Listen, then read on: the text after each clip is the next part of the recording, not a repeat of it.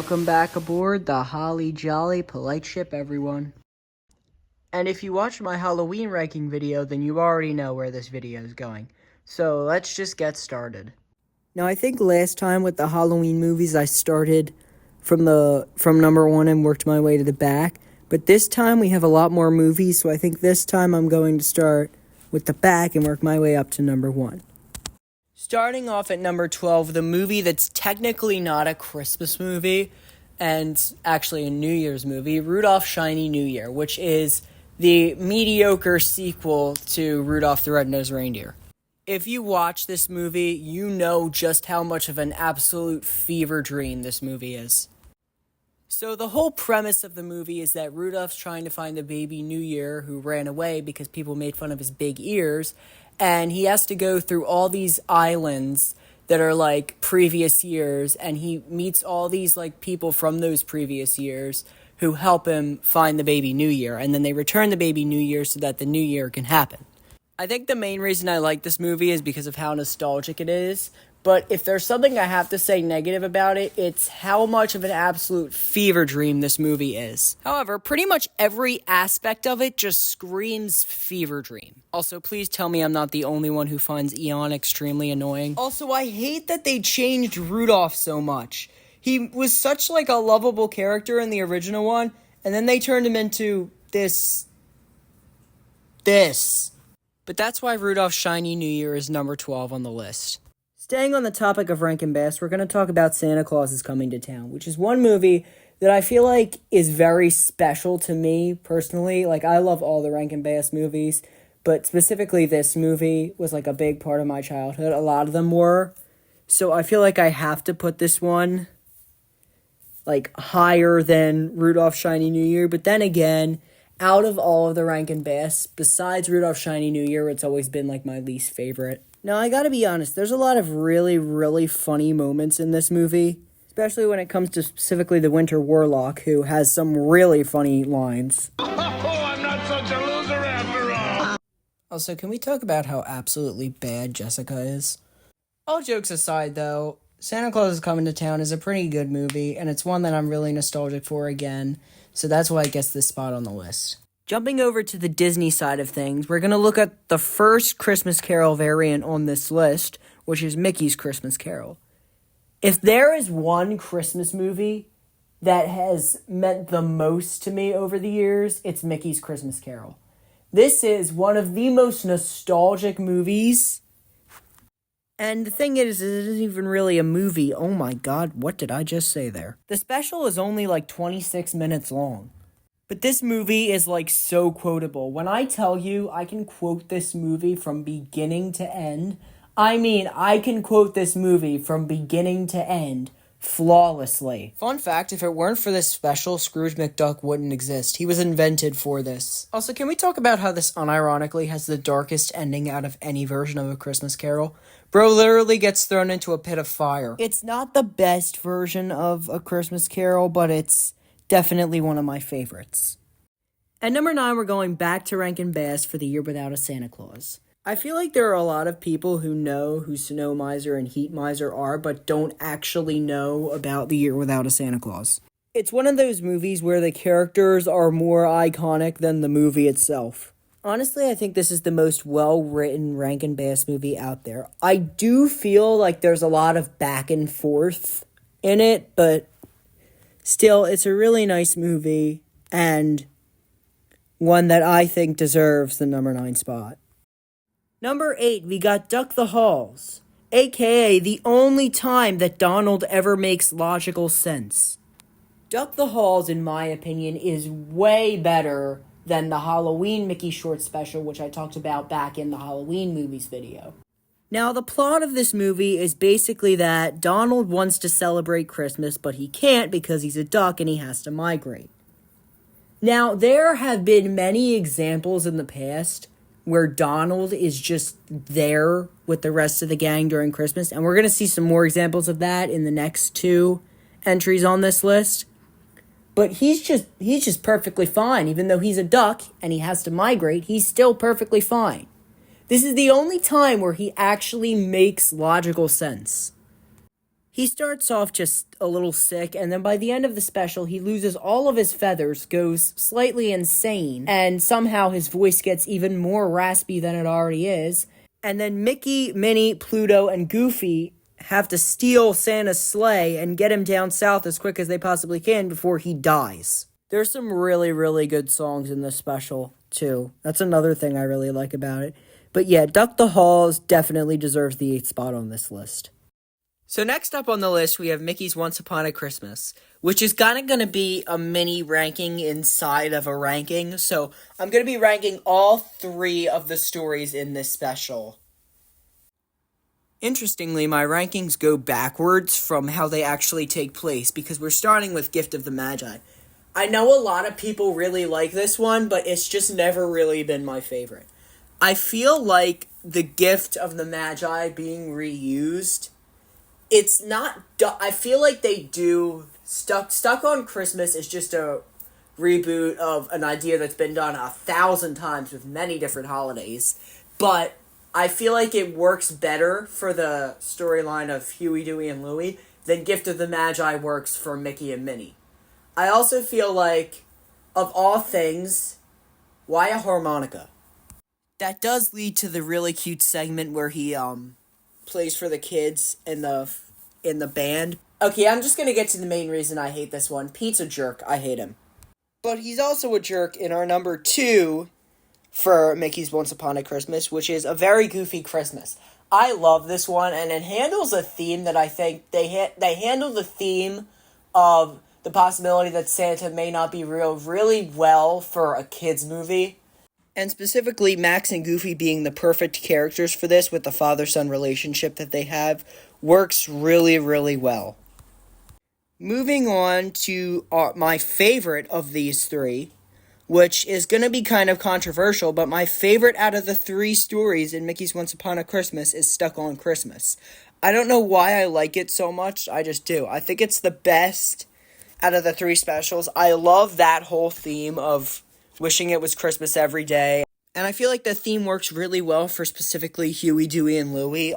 That's very similar to how the father-son relationship makes sense for A Very Goofy Christmas. Huey, Dewey, and Louie being the main characters in this really makes a lot of sense. So yeah, that's my ranking of Once Upon a Christmas. Overall, I feel like Once Upon a Christmas is a really, really good movie. So that's why it gets the number 7th spot on this list. From Thing 1 to Thing 2, it's time to talk about Mickey's Twice Upon a Christmas in the number 6th spot on the list.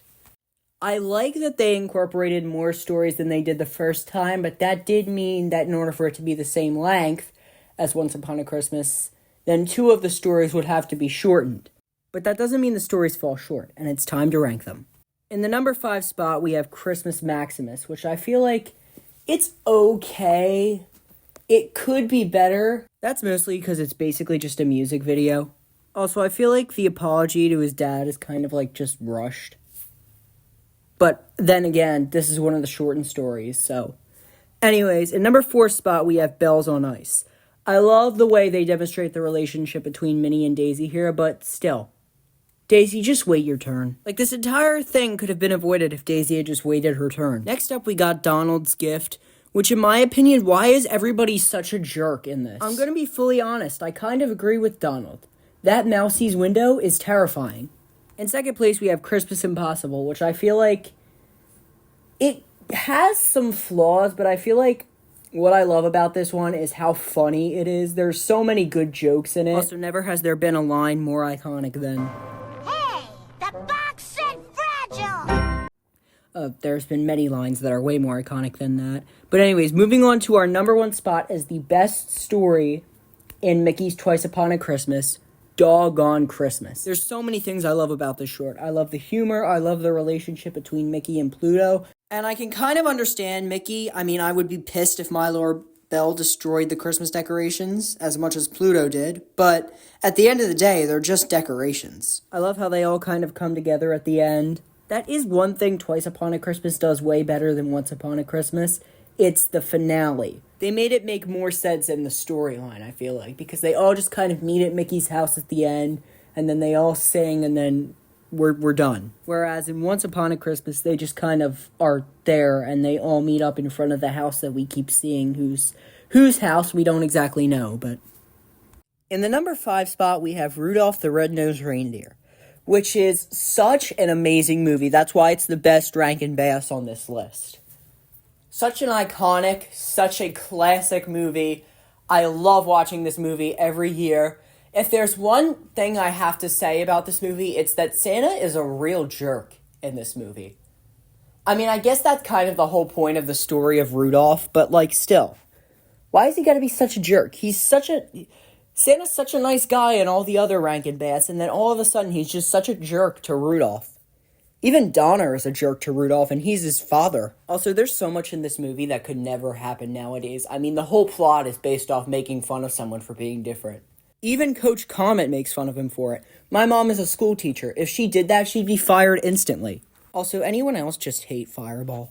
Overall, this movie has so many iconic songs, so many iconic characters, so many iconic moments, and overall, it's just one of the best Christmas movies out there.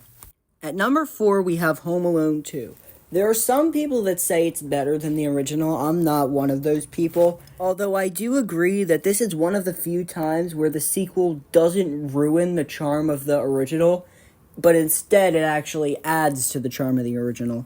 I'm someone who watches the first Home Alone and the second Home Alone back to back. I feel like the idea of having him get lost in New York works out pretty well, especially when in comparison to the first one. And that shot where Kevin and his mom meet up in front of the tree, such an iconic moment. I'm saying iconic way too much in this video. Oh, by the way, what's that sound?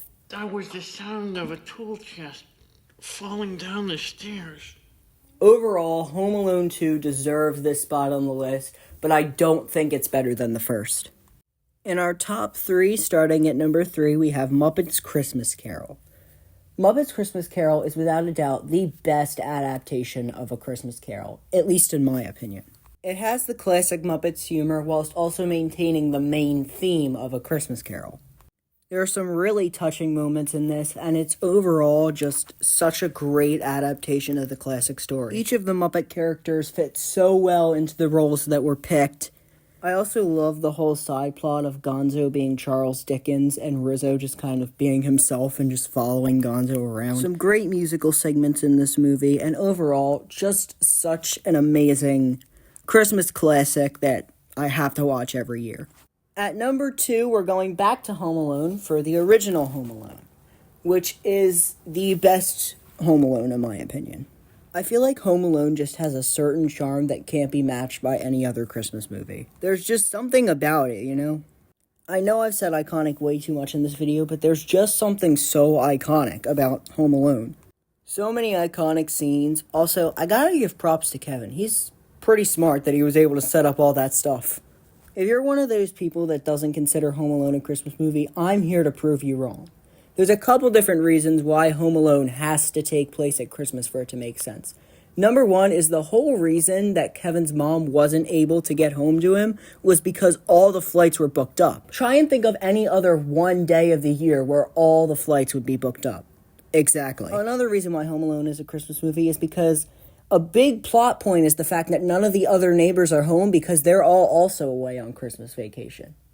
And one final reason why it has to take place at Christmas is because Kevin genuinely believes that he made his family disappear. And the way he did that was through a Christmas wish. It wouldn't have been able to make sense if it had taken place during any other time of year. But now that I've proved that point, I think it's time to move on to our number 1 Christmas movie, which is, of course, Christmas Vacation. Try and name one Christmas movie funnier than Christmas Vacation. Exactly. It's quite literally impossible. There's so many iconic lines. I gotta stop saying iconic. So many iconic jokes. I just said it again! But seriously though, this movie is so quotable, it's not even funny. Nothing is better than sitting down as a family watching Christmas Vacation and being able to quote half the movie. I honestly feel like the beginning credits with the cartoon of Santa is just something that elevates the movie even more because it really does get you hyped. Speaking of which, the song is another thing that really gets me hyped for this movie. Every time I hear this song, I know I'm in for a treat. Either that or my mom's just getting a call because that's her ringtone during Christmas. But seriously though, so many funny moments, so many iconic moments. Moment of silence for the fact that I said iconic again. But overall, Christmas Vacation is without a doubt the best Christmas movie on this list. Shitter was full! And so, that's my overall list of my favorite Christmas movies to watch during Christmas time. Thanks for watching, everyone. Be merry, not seasick. Bye.